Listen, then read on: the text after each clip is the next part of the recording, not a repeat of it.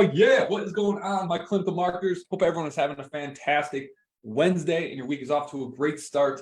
And you're ready to learn some stuff here today. As always, here in the Cash Physical Therapy Headquarters Facebook group, we bring special guests in here to share what is working in the trenches of cash physical therapy, to drop some knowledge on you. And as always, share the good, the bad, and the ugly of what it takes to be a successful cash physical therapy entrepreneur. So if you're brand new to this group, first of all, welcome to the family. Inside, we share every single thing that is working without holding anything back.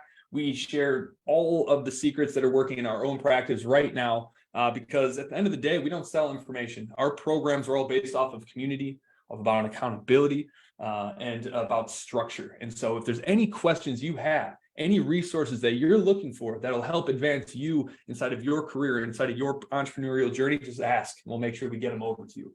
Today, we have something extra special for you. We got one of my good friends, Chris Beavers over here, who's been having massive success in his practice. He's a systems fanatic, and he's been able to get his practice to the point where he's not only doubled his practice's volume in a pretty short amount of time, he's also built it in such a way that it's been able to free up his time, where he's now only seeing 5 patients a week. He's given himself the space and the capacity to be able to work on an online business. Now, if you're in here and you want to own a practice and an online business to get your time back, drop a me in the comments. And he's been able to do all this in a really short amount of time and serve our clients at a really, really high level with their front office.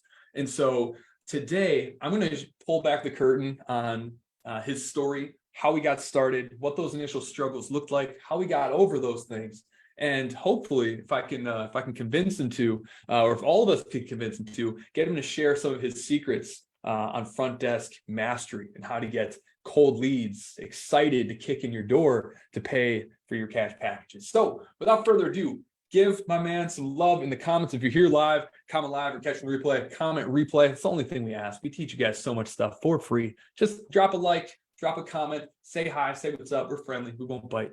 Chris, what's going on, man? Dude, what's happening, brother? Thanks for having me on, man. Glad to come in and hopefully share some knowledge today. And yeah, dude, I'm stoked to be here. Heck yeah, dude. Yeah, thanks for taking the time. As always, you have so many things that you could be doing. And so we are all blessed and thankful to have you here today. So as I always start these interviews, everyone, it's really easy to look at someone who is doing really good and be like, of course they're doing good, because they can't see the struggle, all the stuff that happened behind the scenes that would make them realize that really you're not a whole lot different than a lot of people inside of this community. So would you mind giving us a little bit of background and context into who you are, what it is you do, and how long you've been in business? Yeah, man, for sure. It's been a long and fun but challenging journey along the way. I'm a husband, I'm a dad to two little dudes. I've got a 3-year-old and a 4-month-old. So life is crazy. Plus, among running 2 businesses, so it's been a fun journey. But yeah, I started my cash practice 4 years ago, fall of 2019. Kind of went side hustle mode initially. Launched full time into my business. Quit my part-time job. My wife and I found out we were expecting our first son, which was crazy. Quit my job and then went full time into my cash practice in January of 20.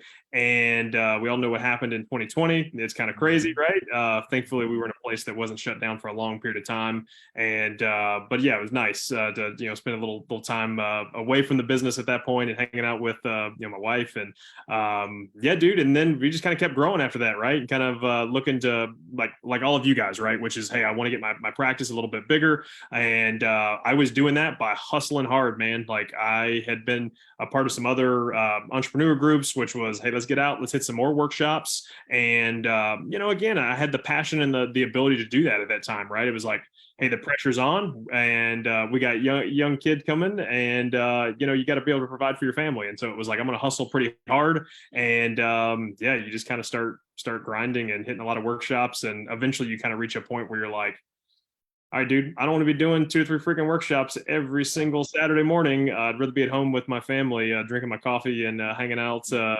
PJs or something, right? So, yeah, it was a fun journey. And then we kind of continued to grow and scale. And we had a little bit of an interesting journey. I don't even know if you know this full story, but me and my now business partner, Ross, actually merged our practice about 2 years into business. So we were classmates at Belmont and, had the same kind of systems, processes, businesses, literally the exact same stage of kind of revenue, visits. It was kind of wild. It was kind of freaky, right? Went to church together, good dudes. And we kind of just started talking. We were helping each other in the background, and we spent about 6 months, just kind of fleshing out that process of what it looked like to merge a cash practice.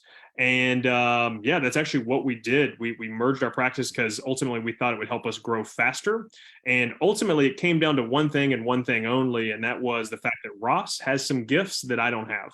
Right, Ross is really good at design and like social creation, like website stuff, the way stuff looks, and he's a really good visionary, right?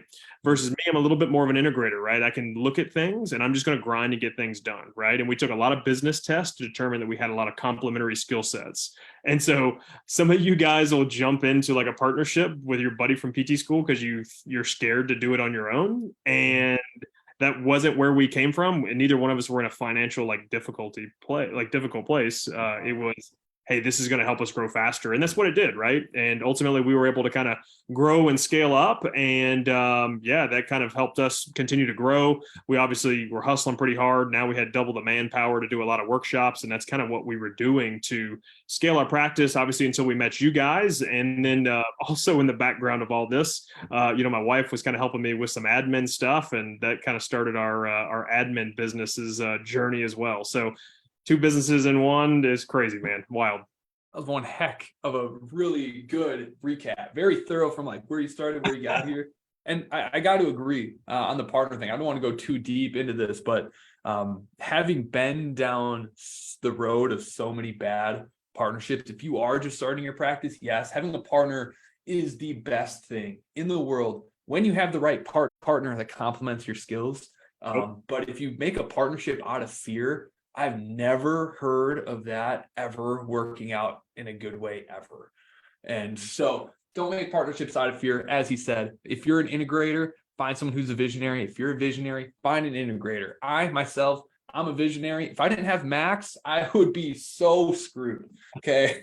I need someone to filter the ideas and help me execute on all this stuff. So I'm glad you brought that up. Now, you obviously, like so many others, started out doing the grassroots hustle style of practice growth. And there's a really, really good, argument for doing that because it chips away at the rough edges that you need to get rid of in order to become great and in order to become a great practice owner. But having done that way and having come over to the way that we kind of do things, I'm curious, would you do anything different when you were initially getting started? Yeah, for sure, man. I mean, dude, I can't tell you how many workshops we did and like how many like unfruitful like meetings I had with people. Like, don't get me wrong, like some of that stuff still pays dividends today. Right. But again, like even now, like, I've had relationships that I developed early on, and like those coaches have left and moved on, right? And so now my like in with that gym is like completely gone, and it was kind of fruitless, right? Yeah. Versus like it was just a lot of like hustle on might, right? And like versus now what we do as business owner, like as I own my cash practice, is like I want to work smarter, not harder, right? And that's kind of obviously where we met you guys, and we kind of got to the stage of the business where you're like, dude, I'm tired of doing workshops. I don't like, this is just, sometimes they're fruitful, sometimes they're not. I've dipped in this well 4, 5, 6 times at the same gym, and like, it's becoming less and less fruitful. Right. Yeah. And so again, I didn't have any predictability in the new patients I had coming in, and I needed a channel to create predictability. And I think that's where something like Facebook ads and, SEO and some of this other stuff can be huge in helping you grow your practice. Right. Because instead of you having a singular channel to generate new clients, now suddenly I've got 3, 4, 5, 6 ways that clients find us and come into our clinic now. And that's good peace of mind, right? And I wish I would have had that piece early on instead of my revenue and consistency being swung all over the place. I mean, I've got consistency now, and that's good peace of mind as a business owner. Yeah. And I think so many people don't have that peace of mind because they're just stuck. Like they take a vacation, like, shoot, I couldn't do any workshops or the summer hits. And like Right. nobody wants to do a workshop during the summer. Nobody's going to show up. They're traveling, right? Right. And those Saturday morning workshops that used to be a massive hit, they're no longer a hit, right? And so Mhm. that was, in hindsight, like I wish I would have started that stuff earlier, right? And I think so many Yeah. business owners are scared to run Facebook ads or do some other digital marketing type stuff. Dude, start that crap earlier than you think. That can be huge for growth of your practice, and it was us. Right. And just be clear for everyone watching, it's like it's not one or the other. Like you need to be doing both in order to win today. You need to be smashing both the digital and the in-person stuff that's out there. But yeah, it's sad that so many people wait and struggle for so long before they're like, okay, maybe I'll give this a shot. And so how deep in the game were you before you decided that I'm gonna give digital marketing a shot? Yeah, dude. I mean, we were 2.5 years into it at that point, right? So Wow. we had two other staff members who were kind of part-time with us, the pelvic floor PT and another PT whose schedules just weren't full, and like here we are, we're sitting here wondering like, how do I get these people's schedule filled and keep it filled, right? And that was the issue that we were running into. It was like, they're expressing their concerns with workshops either not hitting or, the fatigue that's kind of kicking in of like, dude, we've done 3 events this month. Like, I'm kind of tired, and I was feeling that as well. So, I mean, here we are 2.5 years in hustling, and now we've got staff members who are feeling a little weight of it too. And I'm like, we got to get something else on board to fill these people's schedules up. Wow. And so when you're doing that, were you still the one doing all the workshops, or were you having the staff doing them too? It was a combo, right? Like, Yeah. especially early on, still a little green. It's like, well, I got to support them and obviously be in the trenches a little bit too. But it's like, still, man, yeah, it was a two. We were both after it, but dude, workshop late at night, until 6 or 7 o'clock on the middle of the week. Sometimes on a Saturday too. You're like, dude, Yeah. I'm over it. Yeah. If you feel that, drop me in the comments, because I know a lot of people do, where they're spending their weekends, their late nights networking rather than doing the things that their significant other wants them to do, or that their kids want them to do, or what they want to do. It's a tough spot to be in, but there is something to be said about going through the crucible a little bit, getting the chip on your shoulder, and earning the success. I think that is important, but you can also work smart at the same time and stack the deck in your favor a little bit with these ads. So where were you? It sounds like you were kind of stuck. You're stuck in the kind of like feast or famine cycle for a little bit. Like, where were you seeing that you were kind of capping yourself out when you and your team were all contributing towards these workshops? And it sounds like you honestly were crushing it. The effectiveness of it maybe wasn't the issue, but maybe just the burnout of it was. So where were you seeing that was getting you to?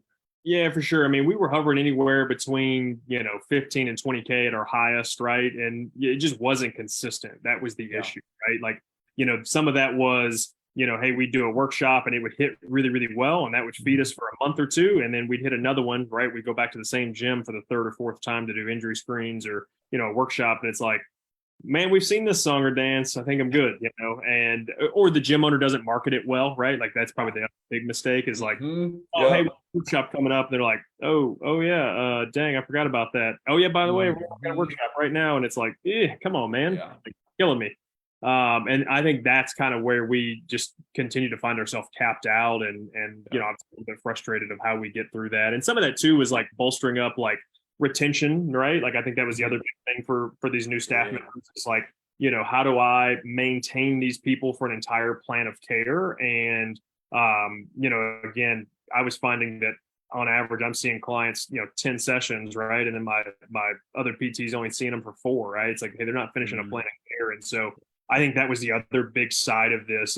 Again, we all want this like be a perfect magic bullet in business, but it's doing so many things over and over and over again and making it more and more efficient. Like that's the biggest key and thing I've learned over this period is like, it's all the little gears and just be more efficient, right? 5% here, 5% here. And then suddenly that makes a big sizable impact.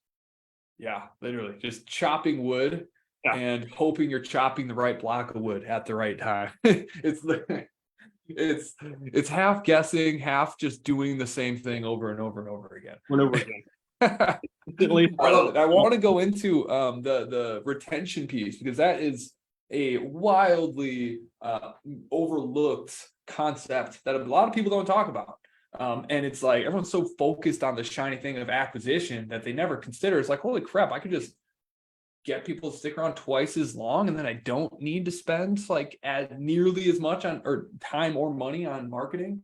So once you came, you're obviously stuck around the 15 to 20 mark. What did you see happen? And not just in like a revenue and like lead flow perspective once you started doing digital marketing, but I'm curious if there are other ways that having that kind of impacted your team, your practice, yourself. Where did the digital marketing take you? Yeah, for sure. So, I mean, really, yeah, it definitely increased our total volume, right? I think that was one of the biggest things that started happening. And consistent volume, right? It wasn't, consistent, and total volume definitely came up. Like that was the biggest thing, right? I mean, I think we did like 20K with you guys in the first like 60 days. Like it was crazy. Like we were, it was a ton of revenue that came in very, very quickly, right? And it was awesome, right? And that provided some stability at the top end of the year, as you're coming out of the holidays. I think we joined you guys in like January. So here we are, late January, February, really starting the year strong. And, now suddenly revenue's coming up. And then it was like, all right, now let's really hammer this retention point, right? And so again, it was not only am I getting these people in the door, but how do I get my staff, and myself, right, to hang on to these people, not only for a plan of care, but also some continuity type stuff. And that's where I think that, return on ad spend and just the growth of your practice is going to accelerate. Like everyone kind of mentioned that to me early on. Hey, you need some continuity program. Like, hey, I guarantee if we ask anybody in here right now, they would say, yeah, I know I need a continuity program. But again, here we are 4 years in, still trying to kind of perfect that. I mean, it's like one of the biggest reasons we joined y'all's mastermind is like, you got guys who are doing, still triple and quadruple what we're doing because they're crushing continuity, right? And it's like, dang, like this is where the wheels start turning, and like that's the big thing. So yeah, our lead flow increased. Great. Now, how do I maximize that relationship with that client who just came in the door and do a really bang up good job with them and serve them well? Heck yeah. And you've done exceptionally well. Like there's a lot of people that require a lot of hand holding and guidance for them to learn the systems for converting leads into patients, and especially excited patients, to get them to stick around. So there's two sides of that that I know people in here would be really interested in learning more about the process. So you've obviously had a tremendous amount of success, not only implementing what we taught you for converting leads into evals into packages, but you've innovated on it pretty substantially, and you've done an incredible job. And as I mentioned, you're obviously working with a lot of our clients doing remote admin work for them to book these leads into patients, and you've been doing a great job. So do you have a few tips or secrets or anything that you could teach us that would help people who are listening right now convert more of their leads or their phone calls into booked patients? Yeah, for sure. So we run a virtual admin business as well. We basically train admins and employ them for practices kind of all across the country. And I listen to more admin phone calls than I'd probably guess about anybody. Like literally every admin we plug in, I'm auditing the crap out of their phone calls and role playing with them a lot. And so I've learned and heard a lot of things and learned a lot of hard lessons, even in my own practice. And then obviously with our clients kind of across the country too. But it starts with that first phone call, right? I think that's the biggest thing. A lot of people want to be really cheap with the person that they hire as their admin. They're like, hey, I'm going to hire my spouse because I'm a little busy. And it's funny I say that because I hired my wife early on, right? Because I thought it's a good idea. But she expressed to me early on, hey, I want to get out of teaching. She was teaching at the time. Hey, I want to get out of teaching.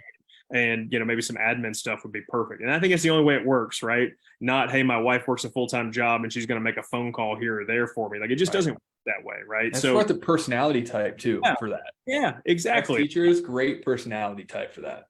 For sure. So, it worked out, but like, don't be cheap with like hiring your admin. I think that's the biggest thing. They're not going to be invested in helping you grow, and that's the front line of your business. And if they're not doing a good job on phone calls, like, again, now you're not converting leads, and that's just, you're spending more money on ads, and that's just a really expensive process. Like, we actually had an admin in my practice, had some like life circumstances that kind of came up, and like her conversion rates were just plummeting, right? And so again, she just wasn't invested anymore, and that's what it came down to. And we had to make the hard decision, and she even agreed, right? Like, she just didn't have the bandwidth to do it, and she was kind of filling in for us part time, and we tried to be early on to make that happen, and it cost us a lot of money. Like, my like return on ad spend dropped to as low as like we got $2 back for every dollar we spent. We hired another admin who started doing a bang up job, and suddenly that became 6, 7, 8 times, right? And it's like, don't be cheap here, because that's going to cost you a lot of money in the long run. Like, there's no telling how much money we lost over the course of 4 to 6 months because of that. Right. So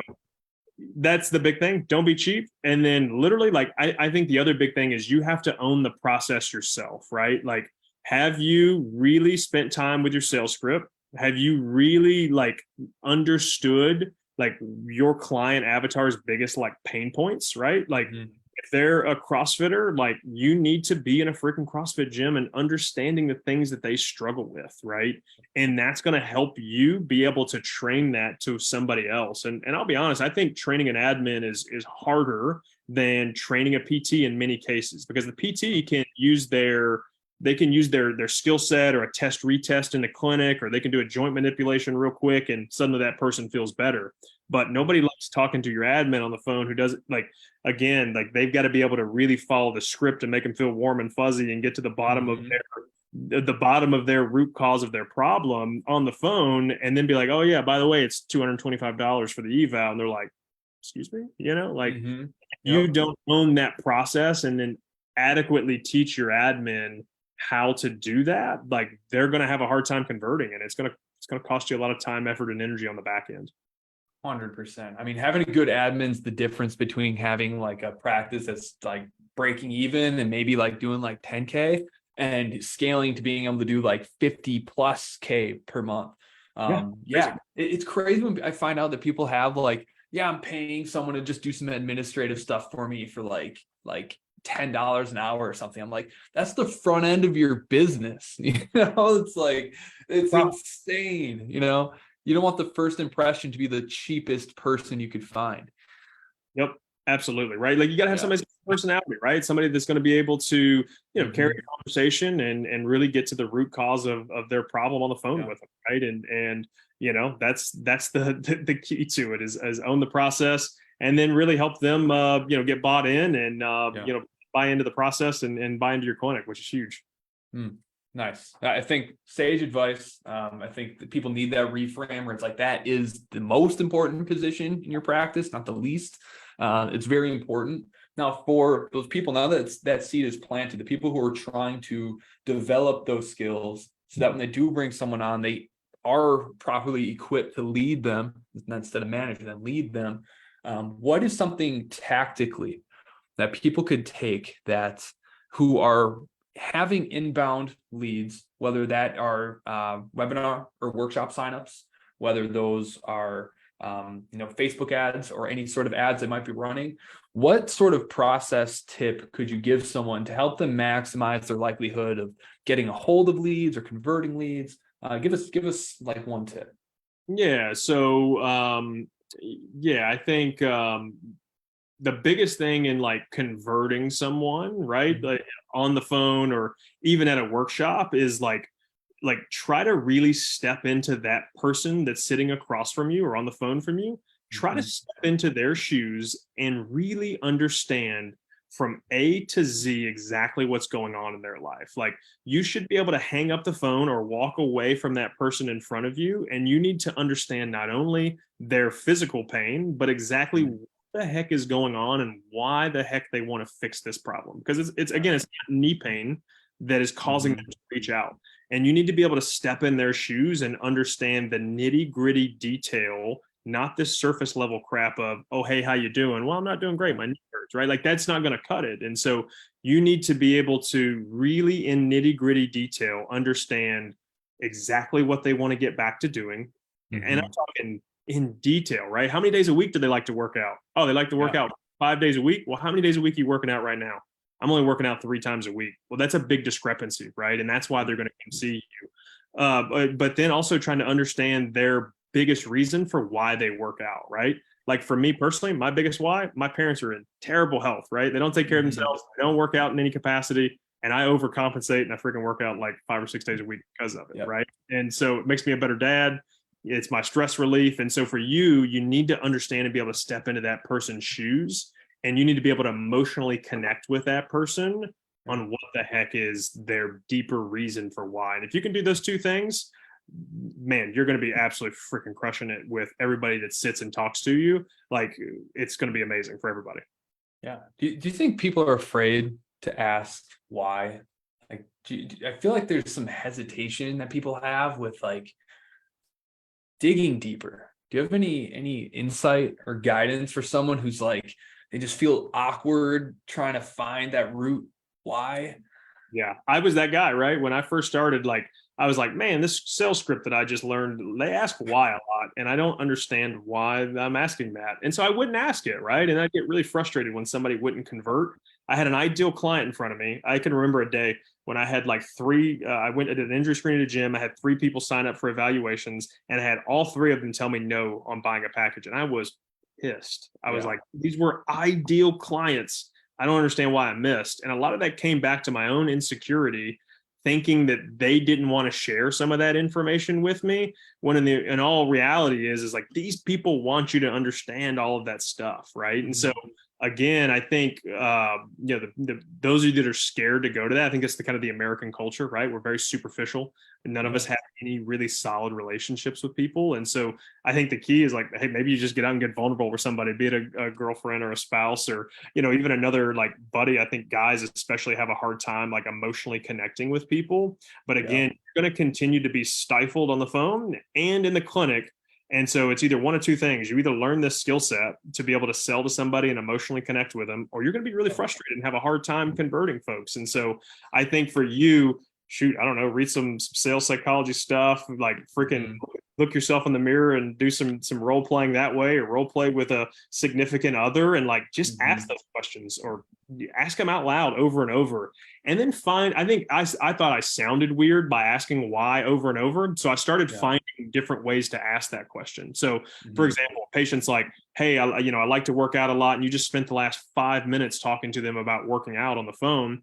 And it's like, hey, man, like we've talked a lot about like working out and like, your workout habits, like, like why do you like working out that much? And just start going down the rabbit hole of like, how long have you worked out? And like, now you start doing that, and that person feels good. Now they're just volunteering the information. Well, I've been running for several years now at this point, and honestly, I just do it because it helps me keep my weight off. And wow, that's awesome. Well, how much weight have you lost? Man, I've lost 60 pounds. Like, dude, that's incredible. And so now it's much more natural, as opposed to, well, why is that important to you? And I think some people are scared to do that because they think they sound weird.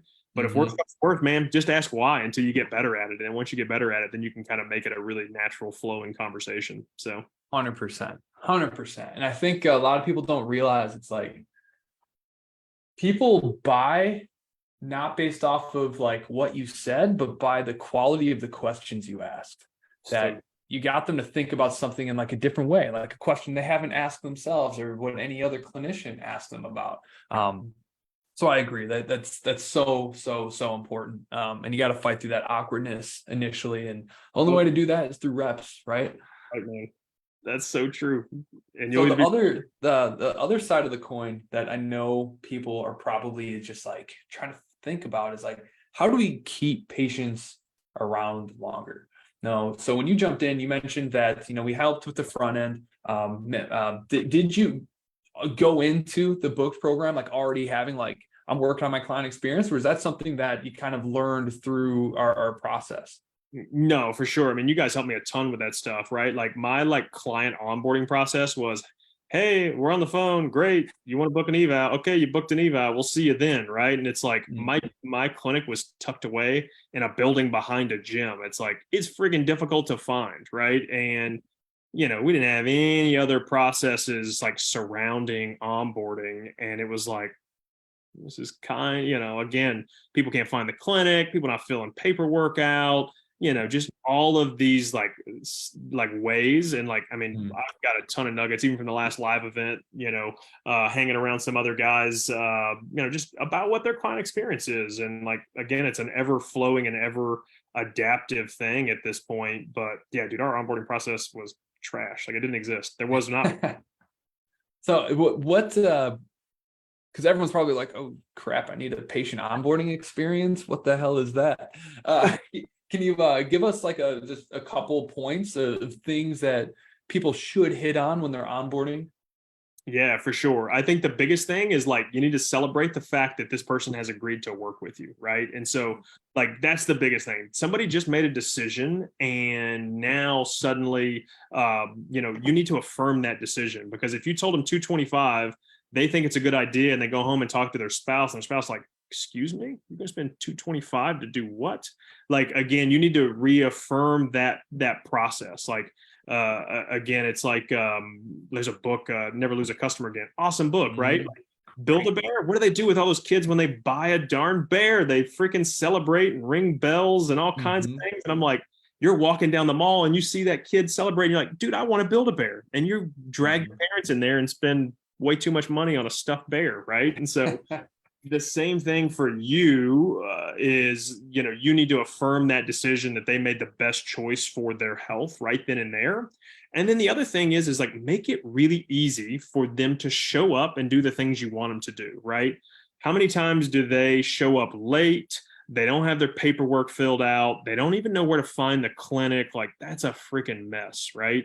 And so you need to be able to guide them so that life is really easy. They need to know like, hey, I'm always running on time and I need you to be here on time. So I have an hour with you. Like, you need to come comfortable in something to move in so that I can actually watch you move. Like, I don't need you showing up in dress pants and I'm trying to watch you squat. Like, I can't fix your problems that way. So, I think, and then again, most of us are tucked in a gym somewhere. How embarrassing is it that your brand new patient is trying to find you? You're charging them $1,500 for a package and they're roaming around the gym looking for you. Like, that's a problem, right? They need to know exactly how to get to you.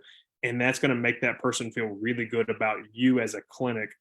And I had somebody bring that up to me. They were like, he was a real estate guy that helped like people put together paperwork and stuff. And like, he was like really into that system and process. I think he owned a marketing company once upon a time. And he was like, man, it's really hard to find your documents and how to create an account. And I'm like, man, that's good feedback and kind of sobering, right? Because I thought, PT Everywhere would cover that for me. But yeah, what did we do? We created a freaking video to show people how to do that, right? And so now there's not any questions asked, and my admin mentions it's on the phone. And so all this stuff is pre-framed. And that was the biggest thing from a customer experience standpoint that took us from this really like young, scrappy little company that's like barely getting by to like, hey, we actually have a company now. And like, we need to do things professionally and stop being goofballs who are just throwing stuff together. Absolutely. Well, yeah. And it sounds like you have an incredible experience now. Did you say you're throwing videos in there too? Yeah, dude, we did a time lapse on how to find the clinic. So that's one of the big things. That's awesome. Like Ross, who's really big on camera stuff, he had a camera with a gimbal, and we literally at the street, we freaking time lapse his puppy, how to find the clinic, and then you got us goofy smiling in the background waving. And I love that. I know of we've been doing whenever people we don't do this. Well, we do this whenever they actually book. We don't do this with every lead, but whenever someone actually books, they're treating PT. We just have them pull up the Loom app and they just shoot like a 30 to 60-second video saying how excited they are, saying something personal about the information we've collected so far. And that's been a killer for not just like people, like it's not just about no shows. It's about the energy and the level of intent they show up to that appointment for because you did that. Right. So I love the time lapse idea. I think that's awesome. That's actually, I haven't heard anyone doing anything like that yet. So I love that. I'll add that to the little thing. Add it to the process. But yeah, and we shoot personalized text messages to folks too, right? Like that's the other big piece. And personalized video, we've also thought about playing with that, and that we may start integrating that too. But again, constantly change it. Like, what is the feedback you're getting from folks, and freaking make your clinic better. Like, take the feedback and like quit just treating patients. Like, focus on how do I make this place a better place for my clients. I love it, man. I love it. So you've dropped some really sage advice on partnerships with us so far. Dropped some sage advice about how to get out of the hustle and bustle of regular workshops. You talked about your sales process and how to make sure we're following up with people, how to find someone when you're ready, how to onboard our patients, and how to make sure that they're sticking around a little bit longer. You dropped some gold for us, so everyone watching, we got a whole bunch of comments climbing up this thing, so people are getting a lot of value out of it. My last question for you is, there's a lot of people who are always messaging in, interested to work with us, but they're a little afraid just because there's so many people out there. All of us sound more or less the same, but so many people have been burned so many times by folks. And so if you will, could you give a little bit of advice for the people who are on the fence about what working with us has been like and what they can kind of expect? For sure. I'll mention this in a couple different ways. I think the biggest thing is like Jordan, Max, Ben, the whole team, like you guys have been super engaged in the entire process. And like you guys have a whole team around you now at this point as well. Like, dude, the support from you guys was incredible. Like if I had an issue with ads in any capacity, I literally would submit a ticket, jump on a phone call or jump on a Zoom call, and like Max was showing me the keys to the castle of how to fix this thing, right? Versus some even we had worked with a previous agency and it was like, I didn't know what was up from down. I'm just spending money and I have no leads coming in. I don't understand. Or leads are coming in, but they're not buying packages. Like, what's the issue, right? And so again, having that is a big piece of it. The other thing I look at when I'm looking to work with a coach is, what is their current client success, right? Like what is other people sharing? Like y'all's testimonials from folks that you guys bring on these interviews and like stuff I see you post about. I'm like, dude, that's freaking incredible. Like there's people that have gone from like, part-time side hustle for like 2 or 3 years to full-time in their business in a couple months. Like, dude, that's freaking incredible, man. Like wasn't able to do that. Right. And so I think that's the big thing. And then also look at where the people are in the upper end of some of these programs, right? Like what Ben's doing in his practice is the top of anyone else in any cash practice. Like it's the highest earning cash practice that I know. And those are the people you want to be around. Like you want proximity around people who are doing things way bigger than you. And I mean, that's why here we were like a year and a half out booked and then ultimately joined y'all's mastermind, because the same thing, right? Like there's still stuff for me to learn and I just need to be around people who are freaking crushing it. And that's the biggest thing.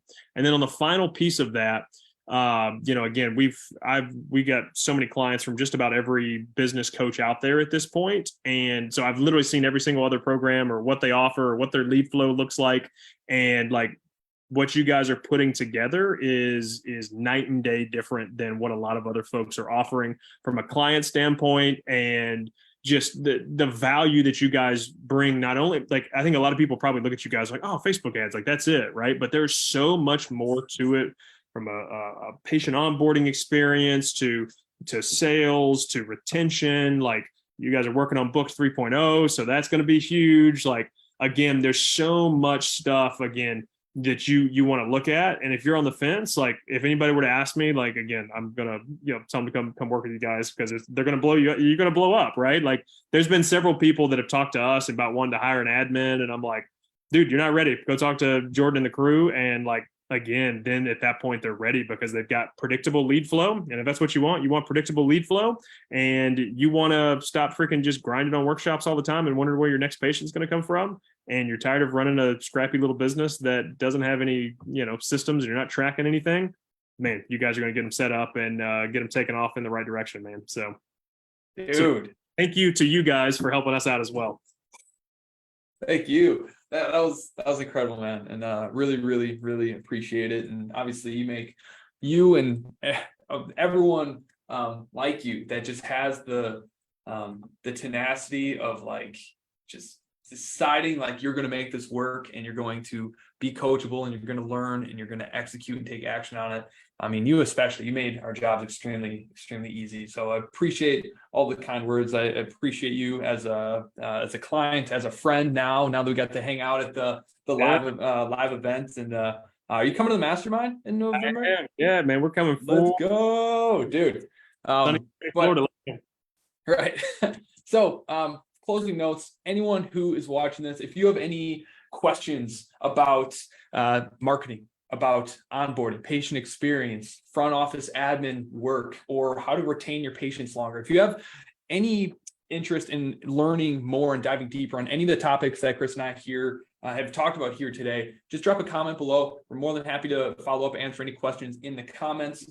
Chris, if anyone wants to get a hold of you about and the things that you're doing with virtual admins and helping people grow their businesses and hand off their front end sales, how can the best get a hold of you? Yeah, for sure. You can shoot me a DM on Facebook. You can also shoot me an email, chris@virtualrefreshcode.com. Either one of those are options. But yeah, shoot me a DM. I'd love to carry a conversation with you. And even if you're curious about working with these guys, I'm more than happy to share my experience and even our clients' experience as well. And yeah, we'd be happy to help answer any questions. And even if you got admin issues with your current admin, I'll be happy to help see if we can poke some holes in that and get it polished up for you. Yeah, who'll get them whipped right into shape. Guys, we got value out today. Drop value. We love knowing the things that we teach are valuable and helping and supporting all of you. So drop value if you got value out of this. Otherwise, everyone have a fantastic rest of your week. Let us know if there's anything we can do to serve you, and we'll see you next time. Later.